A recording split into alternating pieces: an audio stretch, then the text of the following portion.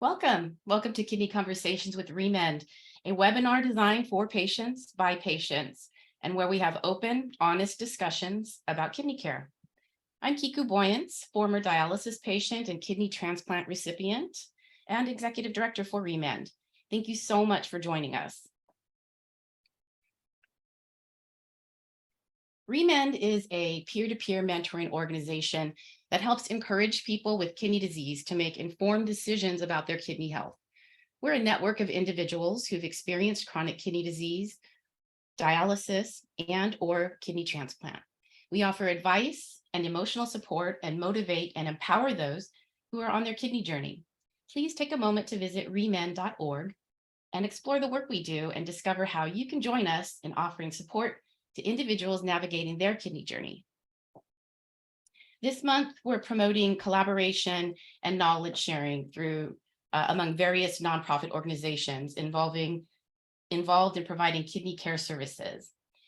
There's a great need for patients to have even basic knowledge about resources available to them to learn more about kidney disease and care. And this is why today we'll speak with kidney care industry experts to share their expertise and resources they have available to provide people on their kidney journey. Our goal today is to empower people dealing with kidney disease, patients, caregivers, and loved ones by increasing awareness of available resources with the goal of ultimately improving the overall kidney care journey. But first, we have some housekeeping. So before we begin, we have some quick housekeeping items. Please type your questions in the Q&A box. We love questions. We also have a short survey after the webinar, and you can complete it anonymously. Your participation in this really helps us decide the content we produce and assures us we're highlighting the topics you want to learn about. We also have a poll that we're going to start in just a moment, so please feel free to participate. Today, I am so thrilled to tell you about our panelists. We have Charmaine Griffith, ReMend mentor, and she also works for Fresenius as an insurance coordinator. Cindy Polis, care management education nurse with Balboa Nephrology.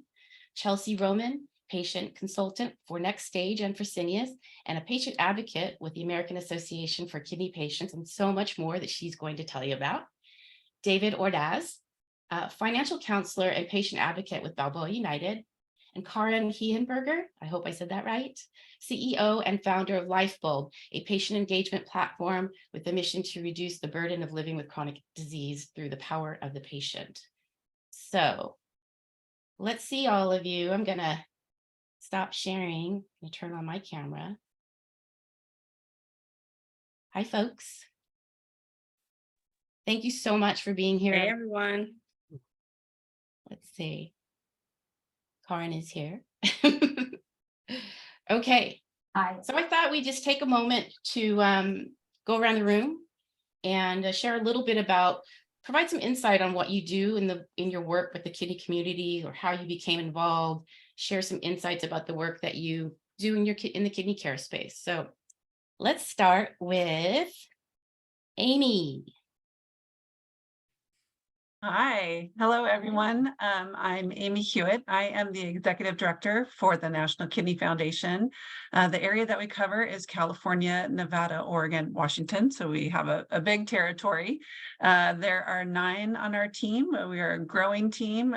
We've got folks I'm based in the Bay Area, San Francisco, and we've got folks up here and also down in Southern California.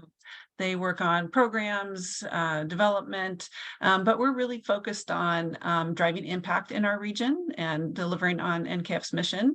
Really focused on increasing early diagnosis for CKD, maximizing the quality of life for people on dialysis, and decreasing the wait list for transplant in our region. I personally I've been with NKF for 4 years, and I became a living donor in March of 2022. So a big advocate for that and doing what we can to reduce the wait list here in our region. Amazing. Thank you. We are honored to have you here. Thank you so much, It's an honor Amy. to be here. How about you, David? What do you have going on?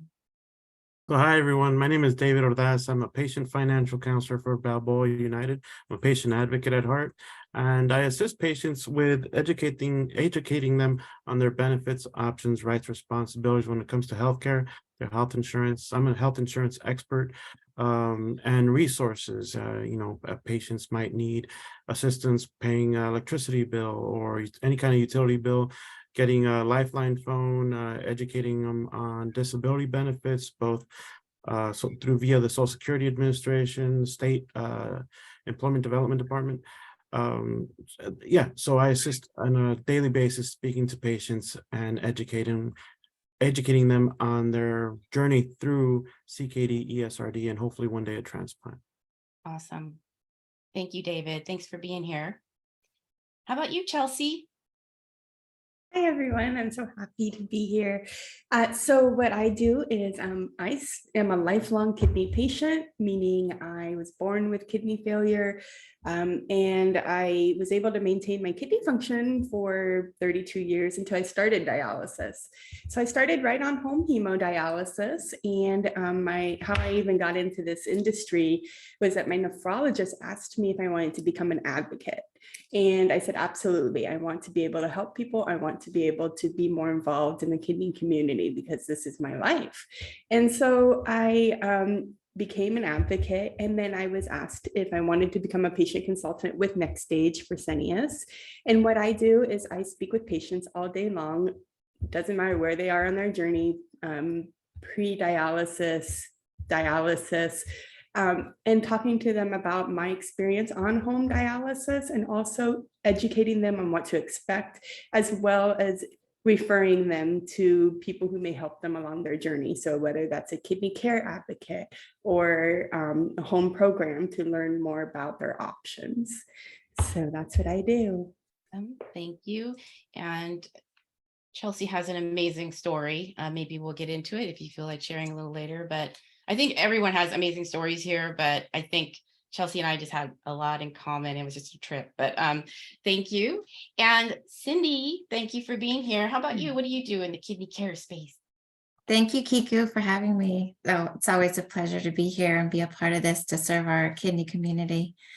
I work as a nurse for Balboa Nephrology, and I really like to help our patients understand where they are with their journey and help them understand what we can do to preserve the remaining kidney function, depending on where they are with the GFR. So I like to meet them where they are and help them and teach them and educate them, empower them, because that way they can be more of their own advocate and better serve themselves on their journey. So that could be a combination of things with helping them with their blood pressure, their medications, making sure they're getting their labs, calling on them, checking on them, making sure they're not in that dark corner, pulling them out of that dark corner, getting them back in their lane. That's what I do, and I really enjoy what I do. So thank you, Kiku. Thank you. Thanks for being here. Karin, how about you? New to our webinar. Well, thank you for inviting me. It's really a pleasure to be here tonight. And it's a little late for me because I'm on the East Coast and in contrast to you, but it's really nice to be invited with such an inspiring panel.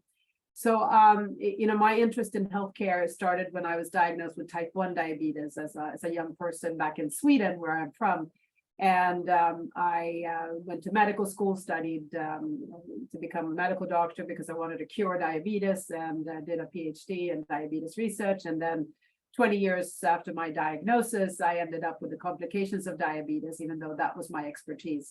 So, it really shows that even if you know a lot, you have resources, it can happen to you. And that was a lesson learned because I had spent most of my career really trying to identify new technologies, working in innovation and solving problems for others without really including myself in the equation. I never wanted to use that N of one in any kind of assessment. After that revelation that now I was facing kidney failure, eye disease, and multiple complications due to the type 1 diabetes that I had. I did two things. One, I had to literally save my life, which happened through a kidney transplant and pancreas transplant.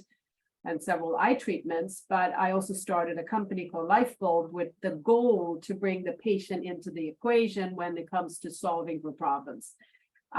Often you bring the doctor in or a business person in to identify a market and come up with a technology, but the unmet need is truly best identified by the condition.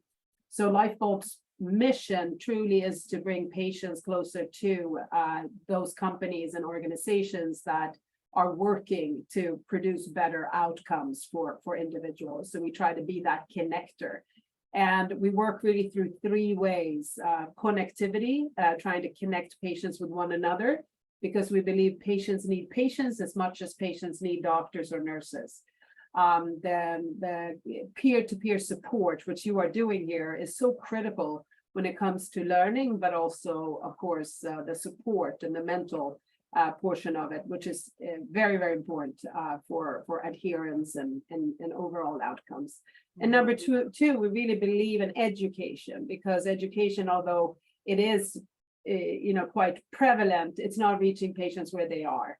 I think someone said that we need to really get to where patients are in their level of education and where they are situated, especially in this country, maybe even more than in Europe, where I'm from. It's so diverse, it's so big, and we need to really find ways to engage with patients. And again, peer-to-peer is critical, because you may not, a patient with kidney disease who doesn't look like me may not want to listen to me.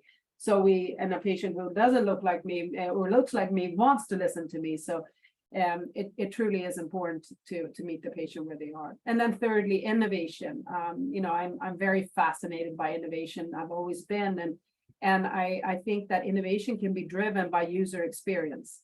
So in contrast, again, to my previous life as not identifying as a patient, I really believe that individuals who live with a condition can identify not only gaps, but also find solutions. And we call these individuals patient entrepreneurs.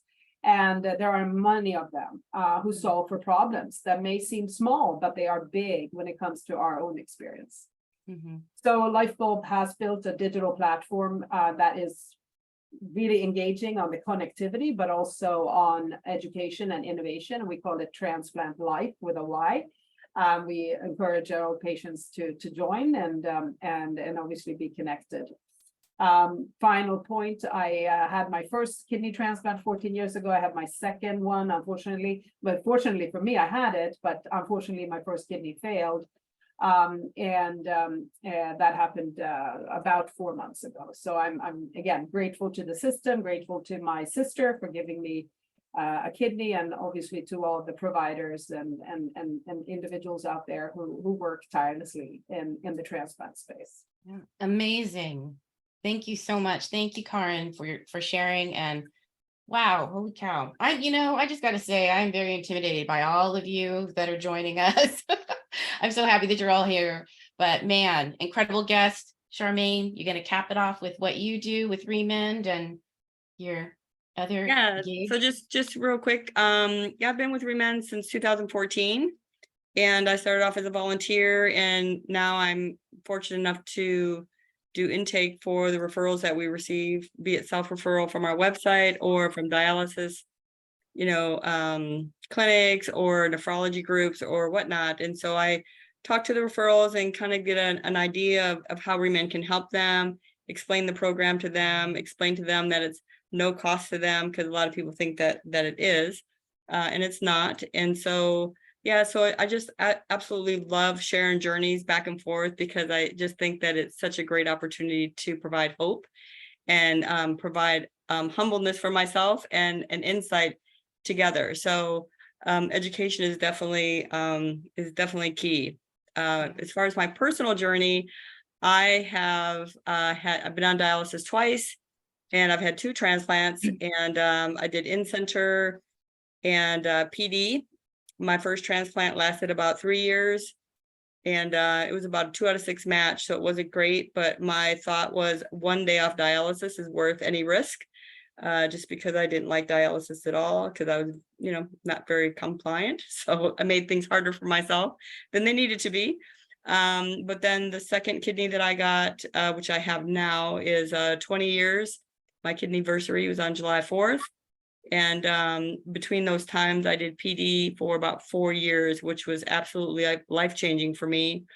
And boy, they couldn't catch me. I was always on the move. I always had my supplies in the car and I was out. So yeah, so I really took advantage of the flexibility of it. And yeah, so I just feel like it created a healthier me for that second transplant. Mhm. So yeah, Um, I'm thank happy you. to be here. And I am just also, Kiku, like you, I'm just so excited to be here with all these amazing Wonderful. panelists. Yeah, agreed.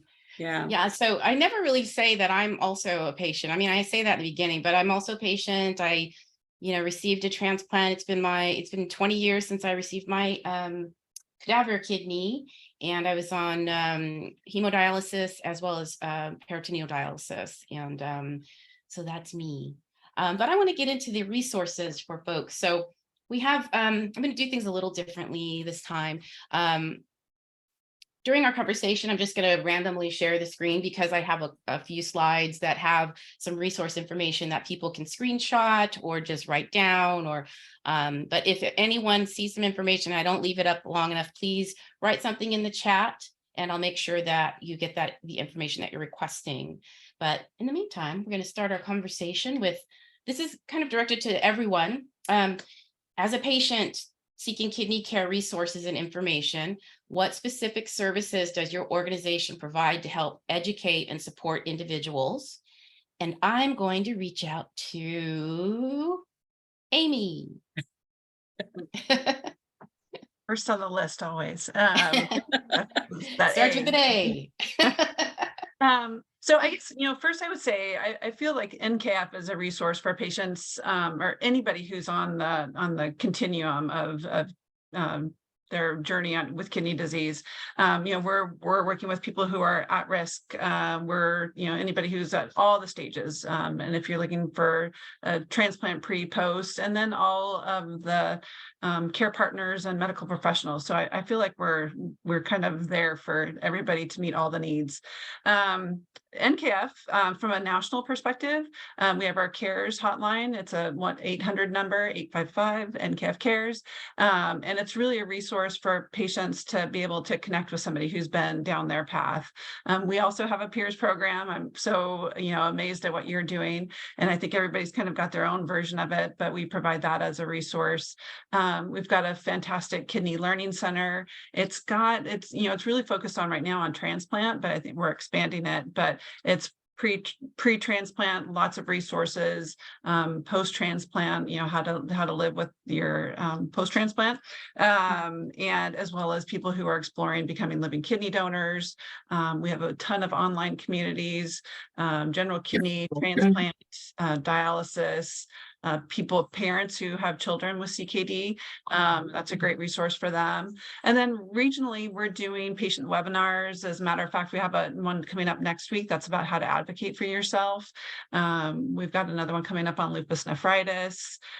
We do the Big Ask, Big Give, which is helping people find living donors and that first steps to transplant.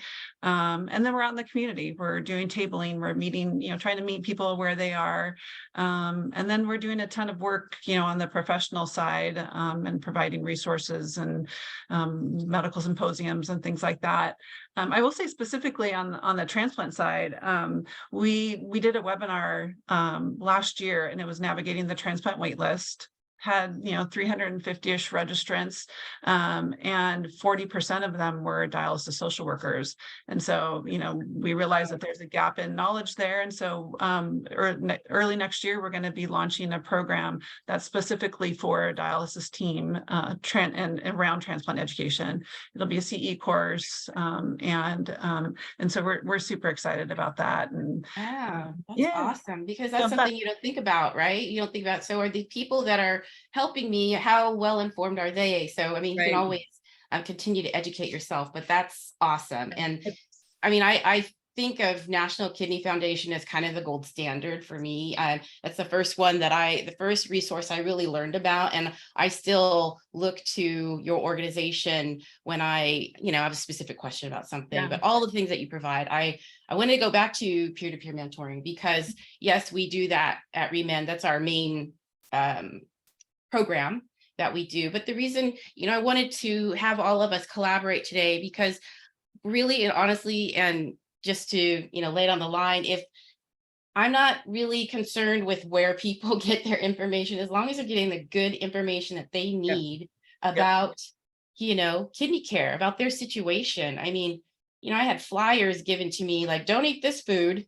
And, I'm not talking poorly of anyone, but that's just what was available. So, I'm just so honored that you're all here to speak about the different things that you can provide for kidney patients. So thank you again. Chelsea, Miss Chelsea, I would like you to kind of talk about all of the things you do, because you just kind of seems like you've got like 5 different things going on. So just, give us like a little screenshot of what you do. Sure. So not only do I work with NxStage Fresenius as a patient consultant with the peer-to-peer conversations and trying to, help patients again where they're at in their journey, and then help them move forward through that.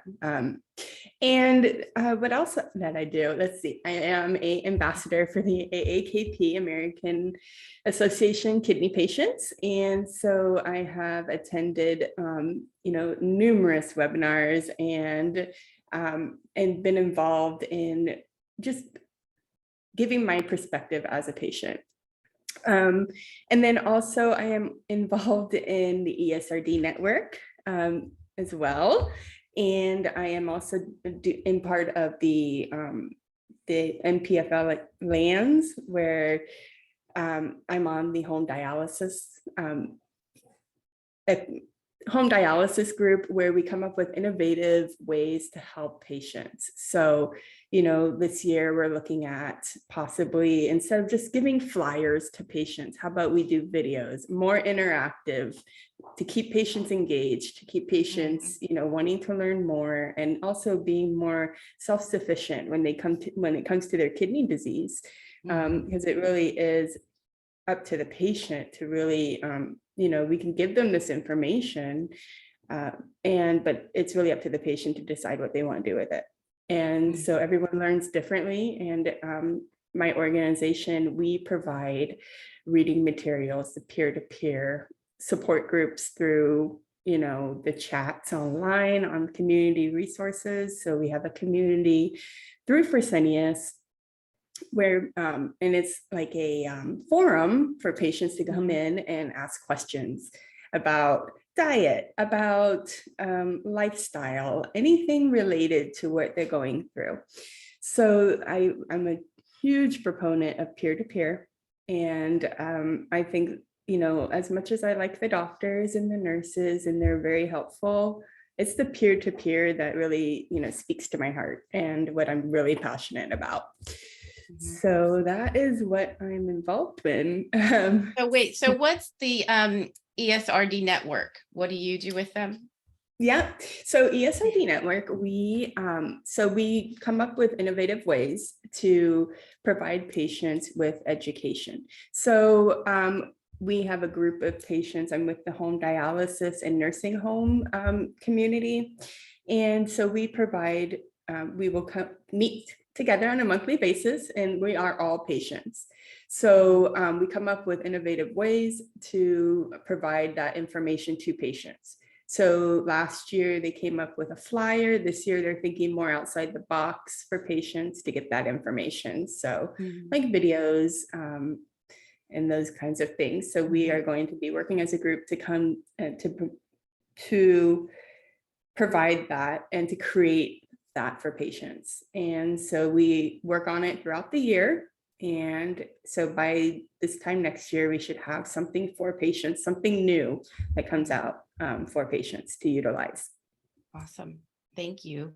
I'm going to be asking you more questions about what you just discussed, but I'm going to talk about how we have the resources on the screen. So Chelsea mentioned the American Association for Kidney Patients. There's that information. Perhaps you can put, I don't know if it's something that you want to share in the chat, Chelsea, a link to ESRD or in the other organizations that you're with that people may find helpful.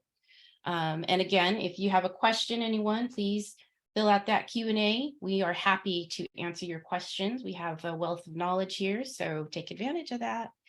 Also, Charmaine, we're also live on Facebook, so if any questions pop up, Charmaine will share those with us too. So, okay, so I'm not done with my question, Karin. I'll repeat my question. As a patient seeking kidney care resources and information, what specific services does your organization provide to help educate and support individuals? Great, well, thank you. So I mentioned Transplant Life. That is our largest captive community. We work across many chronic illnesses, but our largest disease areas are diabetes, kidney disease, and transplantation. So we have 3 digital platforms: Transplant Life, IBD Life, and Cancer Life. But obviously, Transplant Life is what's relevant here. And on Transplant Life, we have about 12,000 patients every month that connect and come onto the site. So of those, many are transplanted already, but there's a large proportion who are on dialysis, are on the list, who are in ESRD. So I think that what we provide here is a safe place to connect that is moderated, that is monitored. There is no medical advice given. There is no harassment. We have so-called champions and moderators on our site. So I'm very, of course, respectful of Facebook groups, and I think they do a great job. This is complementary to that, where there is, in addition to just a group communicating with, in a discussion forum, we also have an ability to connect one-on-one. We call it Find a Friend, because again, going back to my original question that I had when I was told that I needed a transplant, I wanted to find someone like me.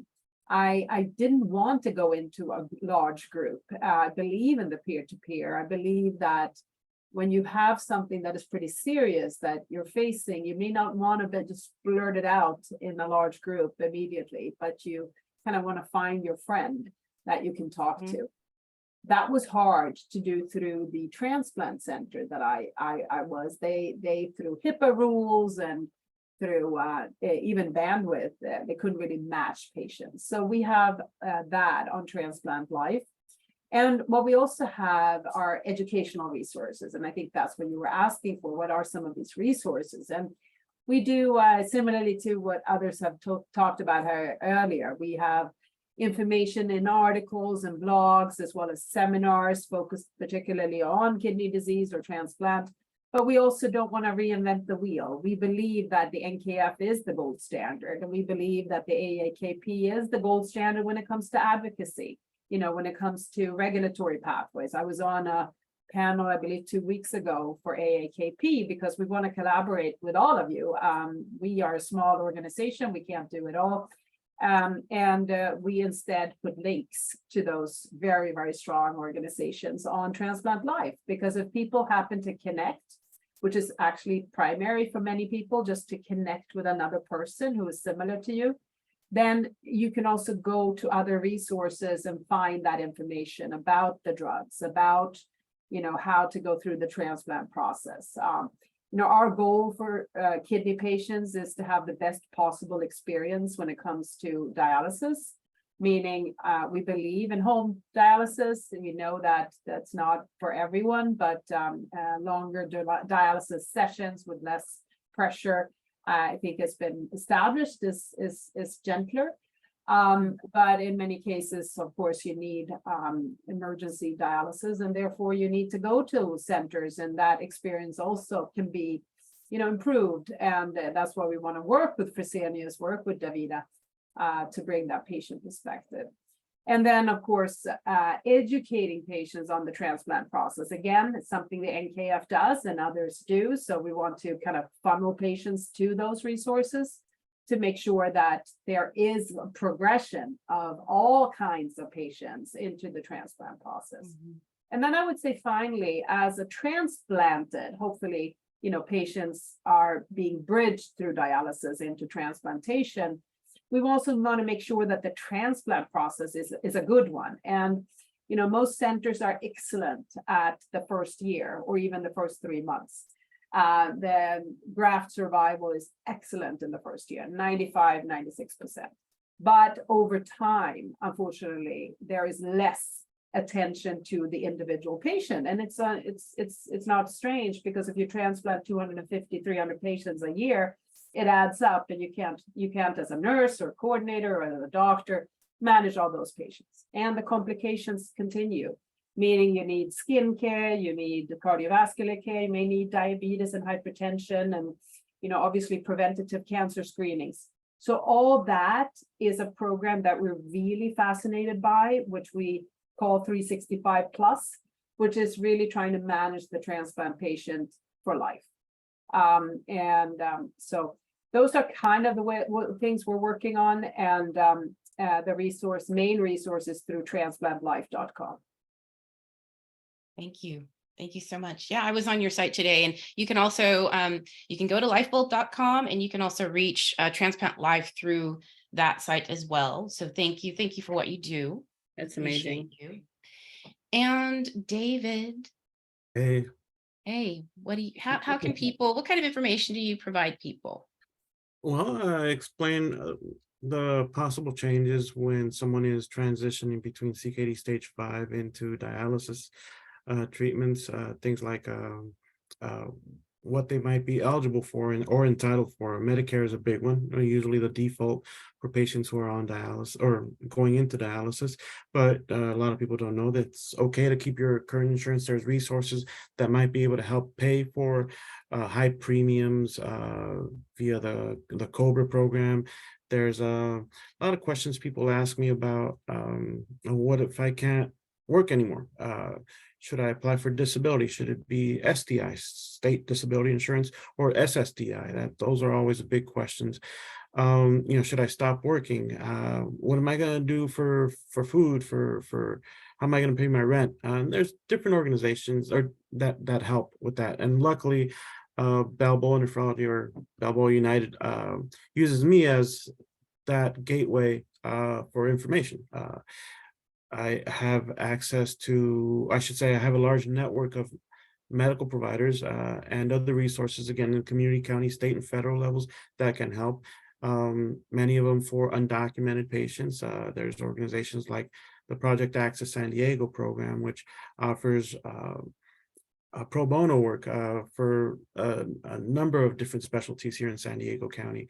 Sorry about that. And there's just a bunch of different resources. I have constant communication with every social worker at every dialysis clinic in San Diego County, Orange County, Imperial County, not just them, but also social workers at hospitals and case managers at hospitals that I work with to make sure that when a patient crashes via the ER and end up getting diagnosed for end-stage renal disease, with end-stage renal disease, I will also help them get properly placed at a dialysis clinic so that they don't have to worry too much about what is it going to be covered or not.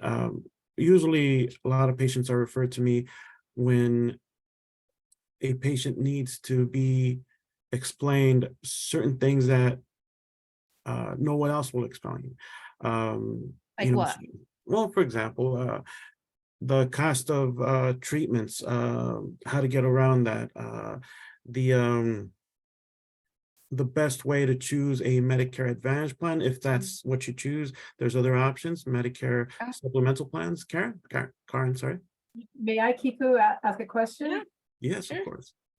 One of the most, I think, vague and difficult questions for our patients, and including myself, I've spent, I think, hours, at least 10 hours on this, is understand whether to sign up for Medicare or not. If you have a commercial plan, should you sign up for Medicare or not? Is it 30 months or 6 months, and then it kicks in again when you're in retirement, and this part B and D, and no one has been able to explain this in a comprehensive and understandable way, at least to me. I like to say Why that is I it am so very good at confusing? that. Why, I- David? Yeah, I like to think that I'm really good at that. Just because I do it every day for about, 25, 30 patients a day, it's very simple for me to explain that to anybody. And Karin, if you want, I can have a session with you, yeah. so but love Yes, that. Yeah. please, yes. How And can people reach out to you, David? And I know that you are an employee of Balboa United, Balboa Nephrology, but this is a guy that I was creating flyers for because I also work for Balboa Nephrology, Balboa United, etc. And he put his personal cell number on there, and you can't do that. But but how about your email address? If people have specific questions for now, maybe could you share that? yeah. And I can share my cell phone number. The reason I can share my cell phone number is because I got the okay to give that to our patients. Oh, okay. Oh, yeah. Okay. Cool. My phone number is area code 619-878-0774. Feel free to give me a call or send me a text message or an email at D for David, then my last name, ORDAZ, Ordaz, at balboaunited.org. And guys, he really means it. And he is a wealth of knowledge. I can explain things to people in basic terms so you understand, because like I said, it is so confusing, insurance. Like who do you choose and how long do you have? David can answer that question for you and educate you about that. The thing about my department, that I run what's called the cover department. It's an acronym for Coverage, Education, and Resources. My department is agnostic to the organization's financial interest. So my agenda is whatever our patient's agenda is. I take into consideration, again, medical costs, medication costs, network of medical providers, the patient's overall needs and goals, when transitioning or their journey through CKD, stage 1 through 5, or what happens after, post-transplant. I am constantly update myself and my team with what's happening in the healthcare marketplace. So yeah, I'm usually the guy you want to talk to, anything insurance. Just to let everybody know, Medi-Cal, I'm an expert at. I will never send you over to the Medi-Cal office. You'll be there. Medi-Cal is a state Medicaid program. Medi-Cal, you'll go to the state office, Social Security, Medi-Cal office. You'll be there 3-4 hours just to get a bad attitude, stack of papers to complete that usually aren't even necessary. It's best just to come to me. I do applications. I follow through with them until they get approved, and it's all done within 20 minutes usually. So Look at you go. All right. I'm glad you have that confidence. Can you please, someone had asked, Tangela, she says, please put that information in the chat. So I hope you're talking about David's contact info. And if you wouldn't mind doing that, putting it out to everyone, David. yes, of course, I'll do that right now. Awesome. Thank you. Let me see. I have some other questions. Let's talk about how how these organizations engage with patients and their families to understand and address unique needs and concerns. Like, Amy, so does the National Kidney Foundation have a plan where they work directly with patients to, like a research department, and they discuss, what are the needs of patients at this time? Is that something that the National Kidney Foundation also does? Yeah, I mean, so I think we do that in a variety of different ways. We have ad boards for, different programs that we're working on. We do a lot of work with the FDA for drug approval process. And so we'll involve patients in that part of the process. For us regionally, any of the patient programming that we're doing, it's driven by a patient committee. We have an advisory board of our own. And so we're always making sure that we're, keeping the patient's voice, front and center in all that we're doing. So, I would say from that perspective, yes. I think for gosh, that just kind of plays into everything that we do. So, even on our team, we have a transplant recipient who's our patient program manager. And so, just it kind of fits right into this group. Mm-hmm. And Karin, I actually met you through one of your patients, like a consultant, I believe. She's actually now a mentor for ReMend, Jean Marie, shout out. And so I know that you also work with patients directly to provide their input. Could you explain a little bit about that? Yeah, I think everything we do, we say is for patients by patients. So, as we build products, it's always together with patients. We run a lot of workshops, patient advisory boards, and we also always include the care partner. We call those who are not paid to support patients care partners, meaning spouses, children, parents, siblings. So Jean Marie is one of our community managers in the area of transplantation, and she fills a very important role. So we work with patients. Our organization may be small when it comes to total people who are working there as employees, but we are pretty large when it comes to the patients who are engaged with us across the world. So we have so-called community managers on our digital platforms who work with us on making sure that the platform stays safe, that it is constructive, that it's positive. We Lyfebulb on purpose with our brand and with our name, it's all about innovation and positive. We're trying to look ahead, we're trying to look forward, trying to take next steps, and therefore we want the conversation needs to be real. We talk about what is genuinely a problem to be able to address it with a solution, but we don't want harassment or negative comments within our community. So we do take it seriously. Our community managers have a very important role. The other portion here is that we have so-called champions who are also involved on the digital platforms, and then we have ambassadors who are individuals with their own platforms, and that way we can scale our message, and we can also do surveys and bring in more community, again, from a diverse perspective. So our ambassadors are a range of individuals across 12 different therapeutic areas, so different disease areas, but kidney transplantation and diabetes are truly the largest. And then we have our patient entrepreneurs, the individuals who solve for problems. And we have care partners who are patient entrepreneurs, because it's not always the patient who solves the problem, but it could be the family member. So we take the family member very seriously. And we also know that there's a need for family members to talk to one another, because that's a group that clearly never can complain. If you're the one taking care of a patient, you can never say, oh, it's really tough to take care of this patient, I really don't want to do it anymore, or makes me depressed. If you say that to your patient, or the patient gets wind of that, that's it's not very good. But however, it may be the truth, and that person needs to actually talk to another person who's also a care partner. Right. So to make that connection as well. So our organization has always been founded on the basis that we believe patients have a voice, they need to bring it together. And in the area of transplantation, patients have not had a voice. We have had great, I think, voices in diabetes, breast cancer, HIV, a number of orphan diseases, but transplantation has had a lack of a true patient organization. I think we have NKF, we have TRIO, we have others, that are there now, and we need to just bring it together, because I think that's a reason why we have drugs that are 20, 30 years old. We had a better voice for our patients that could go to the FDA and say, we're not happy with these complications and the side effects. I mean, my kidney that I lost 14 years after I got it was not due to rejection. It was due to fibrosis, due to tacrolimus. I don't want to be doing that again. I don't want to have another kidney that has been given to me by a family member that is lost because of the drug that I'm taking to preserve it.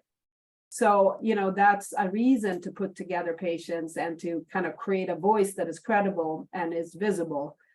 So that's very much, and that's where the care partner belongs as well, because care partners can sometimes articulate the need even stronger, because patients sometimes are patients and are tired and are sick. So we need the care partner for multiple functions, not just support, but also to solve and to be part of advocacy. Well, I'm so glad that you brought that up, because that's actually our topic for next month is care partners. Care, they aren't really, I haven't found a ton of resources for care partners. And there's a lot of, well, not just, the patient having mental problems with having this disease, it's a change of lifestyle, it's a change of everything for them. And it's also a change for the family and the care partner. So I'm so glad you brought that up. And, we can look at Lyfebulb as a resource for that as well. And then, Amy, does the National Kidney Foundation have something for care partners? I think in the same way that Karin was talking about was, I think that we're always thinking about, it's the patient and the care partner. So, I think that, like I was saying on the on our online communities, there's a space for care partners and for even parents of children.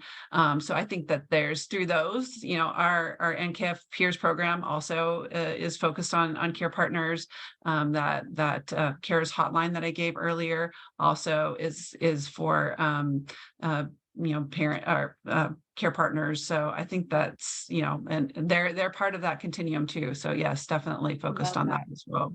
I love that. And, a lot of patients are dealing with, it's important to bring up mental awareness, right? Mental health awareness. Cindy, you speak with patients every day, a ton of patients every day. Do you experience that? I mean, it tripped me out that I heard a physician once say, I'm surprised that person was depressed. This was a long time ago that I heard that. And I think everyone that has to deal with a chronic illness, no matter what, you're going to have some level of depression, whether you realize you have depression or not. So how many people do you say on average that you work with, are dealing with depression? Yeah. And what do you recommend when you realize that? Yeah. It's a lot. It's a heavy thing to carry, to have a chronic disease. And it's really, I think for a lot of people that have never had a chronic disease, you don't understand it until you have it. So I think for me, I've been able to understand what having a chronic disease is like. So I think it changes my perspective a little bit, and it gives me an opportunity to really engage a little bit deeper and understand that patient a little bit more maybe.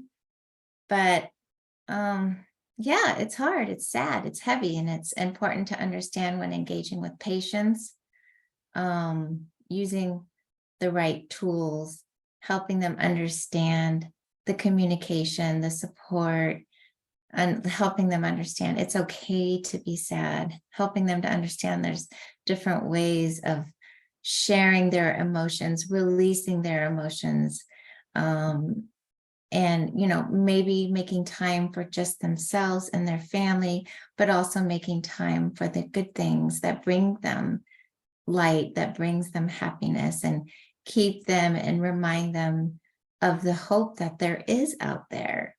It's not all bad all the time. There is hope. There are donors, there are champions, there is transplant, there is dialysis. So sometimes it just takes a little bit of time to really understand your patient, understand where they are, to really give them what they need and share the information that can help them and give them the hope to be inspired to keep living and to have still life. Right. Yeah. And, I don't want to bring it down or anything. So I want to ask Chelsea. I know that there are some success stories that you might be able to share with us. So what are some resources that patients that you've worked with have used to make a significant difference in improving their life, in being a kidney patient? Yeah, so I have a recent success story.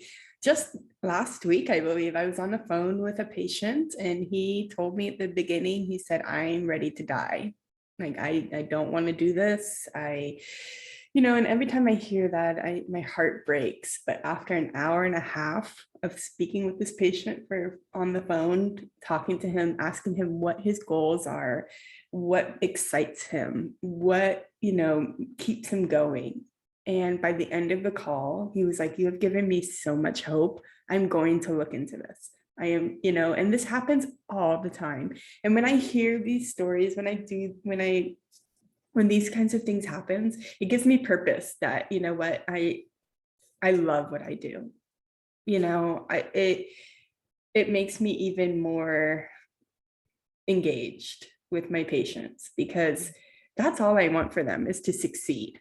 And yeah, that is one a success story that came to mind that just recently, Cindy, that you had mentioned mental health. And so That's beautiful, Chelsea. Yeah. I wish we could take you and multiply you by, a million, because we need so many more people that are so compassionate like you, and who can take that time and give that opportunity, that hope, that connection, because that's really what people need sometimes. And during maybe sometimes a medical visit, there's just not that time.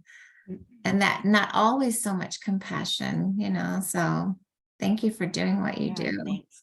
Thank you, Thank you. Chelsea. I'd like to add, if I can, when I my job is very similar to David's, just not that involved at all. Like, hats off to you, David. I don't know how you do it. I actually go to David for like advice for things like that. So yeah, so he's just extremely knowledgeable. But my passion lies with talking to the patients and inspiring them, and in some way. And so I have my spiel, right, that I have to go through about insurance coverage. And Karin, you had mentioned about Medicare and all this stuff. So we also talked to them about that. But then I just put everything down and I said, so how's it going? How's treatment?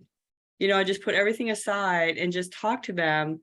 And then I just shared just briefly that a little bit about my story. I always ask if they're eligible for transplant first, because I don't want to feel like I'm boasting about transplant if they're not eligible. But it just, I remind them that it's and I say this often, but I remind them that it's a whole grieving process that we're going through. Yeah. And when your life changes so dramatically, that you have to allow yourself to go through those grieving stages, because we're grieving the life that we used to have. Our families, our caretakers, spouses, everybody's grieving what used to be and is not anymore. And not to say that it can't be that, but just for right now, it's not. And so, I just try to remind patients of that it's okay, like you said, that it's okay to feel what you're feeling, but it's not going to always be that way. It's just like everything's impermanent in life and everything changes. And so it's just important so I just think, coming from a patient to patient perspective, I think it just really helps them to say like, okay, yeah, like maybe it's going to be okay. And that there's just no better feeling than that. So Right. Chelsea, thank you so much for sharing that story as well. Right. And, I have to say too, that when I was first diagnosed, I was shocked. I knew nothing about what, dialysis was all about. I had an idea, but I won't get into my whole experience because I've shared that many times throughout our videos. But, I want people to know that they can also lean on the nurses, your care team, ask your physician, ask your nurse, because with my experience, I was in the exam room for my first appointment with a nephrologist, and I was bawling because I'm like, what's going on? I have no idea what dialysis is. Is my life over? What, I don't want to do it. And this nurse came in and said, what's going on? And I told her, and she said, well, you have options, and just the few minutes that she took to speak with me about, the different choices I could make on, the types of dialysis treatments I could receive, she changed my life that moment. And so I think it's important to don't discount the social worker and the nurses and people that you work with in your nephrologist's office, because could really make a huge difference in your life. You're not alone. There's so many resources that people now have, which I'm so happy. And I could probably have a separate webinar with each of you, and I'm considering that.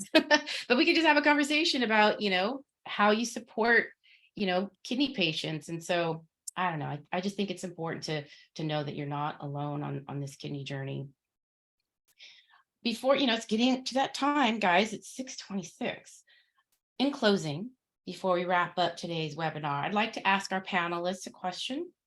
What key messages or insights do you hope our viewers will take away from today's discussion? And I'd like to ask Karin first.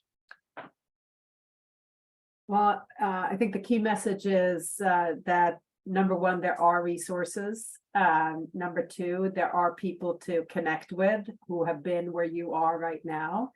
And number three, don't hesitate to ask for help. Awesome. Thank you. How about you, David? So it's the same. Yeah, there's so many resources, NKF, AKF, the Kidney Quest Foundation, ReMend. I'd be more than happy to help anybody and never say no. And they really do their jobs right. With collaboration with other organizations like pharmaceutical companies as well. So that's what I wanted to say. Thank you. How about Amy? I think as I've been listening to everybody, that I hope that people take away knowing that there are people really, really dedicated and working diligently to improve outcomes. And they're taking this from every angle, and really with the patient in mind and the family in mind, and every, just that there's a committed group of people that are really trying to improve outcomes. And I think that there's, we've said it all, that you have resources available to you. There's this community that's there for you, and don't hesitate to reach out. There's so many different ways that you can do that. And so I think that's in a nutshell. Thank you. Cindy, what would you like to say? Sometimes I run into situations with my patients where they don't feel they have the confidence or the resources themselves, or the language might be a barrier to really advocate for themselves. So maybe you don't know how to reach out for yourself, but maybe designate someone else to help you, a family member, maybe a grandchild, maybe a sister, somebody else that can help you and support you to reach out to these resources, that understands the technology platforms, that understands how communication happens now. Because I do work with a big population that sometimes just don't understand. It's overwhelming. There's a language barrier on the phone, and they're not sure how to log in sometimes to a computer. They just don't know where to begin.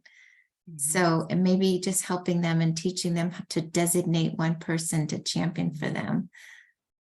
That would be, a winning objective right there. Thank you. Chelsea?